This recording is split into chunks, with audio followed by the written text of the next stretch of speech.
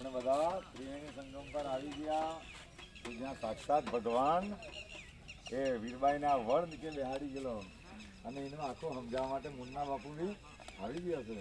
તો આપણે બધા વીરબાઈ હે ના સ્થાનકે જવાના છે. તો બધા ગાતા ગાતા જાય કે મારી કઈ માતા બોલો વીરબાઈ